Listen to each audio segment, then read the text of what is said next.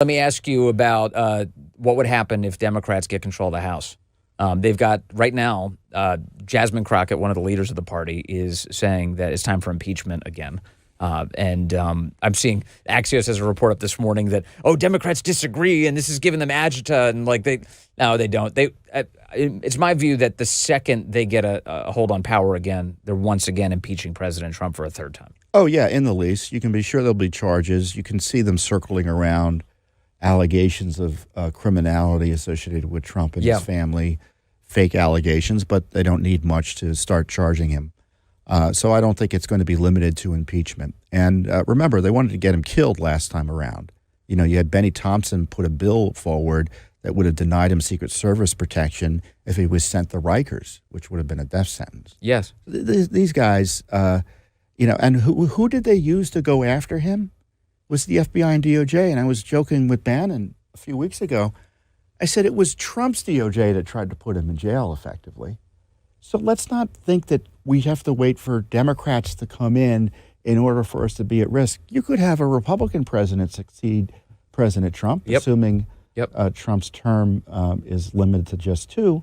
And we could have a DOJ, we got to, do what Trump is now doing with Biden, right? Right. Yeah, leakers, deceivers, saboteurs. We saw all of that in Trump 1.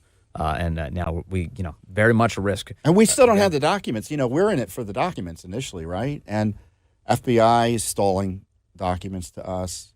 DOJ is stalling documents to us. They're still stalling to you now? Yeah. So I know that one thing that the document production has ramped up from the FBI is to Congress. I know that those guys who've been asking for documents have been getting at a pretty rapid clip relative to what it's been in the past.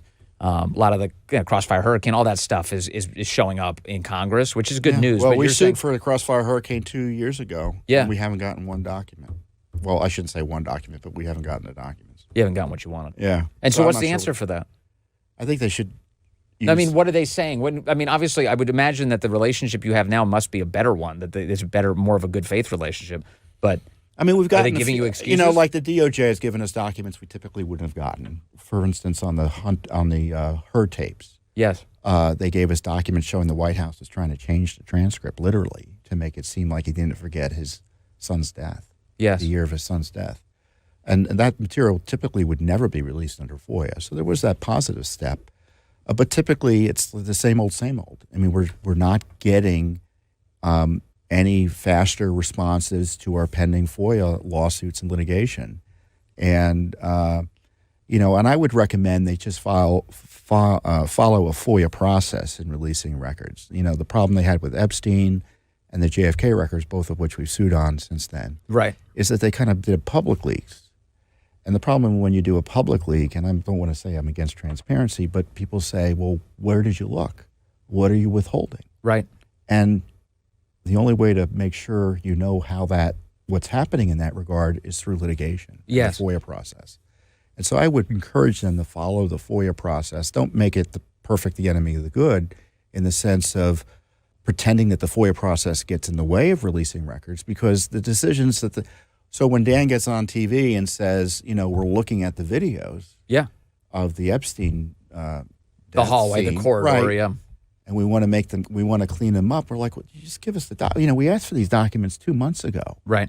So if you're going to release them, release them. You clean them up later. Do whatever you want with them later, but we want the records. Yeah. Where are those records? You keep on referencing records you're seeing or sending to Congress. The public isn't seeing these records. Why is that? Mm-hmm. And maybe it's because they're kind of running, they're kind of in an emergency maybe there's an emergency aspect and to we it. won't know until we see that video what it is that they'd actually have to clean up, because it sounds to me like typically video footage, especially if it's a security camera, you could release it, but there must be some underlying reason. Again, in Dan's case, I'm not distrusting. I'm perfectly fine with him saying that. But I'm with you on the transparency. Yeah, it's not a question of whether I like Dan or not. It's like I just know the way the agencies work. Yes. And the FBI, I've been doing this at Judicial Watch for almost 30 years. And, don't piss down my leg and tell me it's raining. For sure, yes. Yeah. The FBI, I'm not seeing any evidence of a real systemic criminal prosecution or investigation of the lawfare. I'm not seeing an understanding that they need to really deal on an urgent basis with releasing and disclosing information about what went on. And frankly, the FBI should be treated like Japan at the end of World War II. Mm-hmm. I'm sorry, we're not going to leave you ever able to do what you did to us again. Yes, your governance will never look the same again.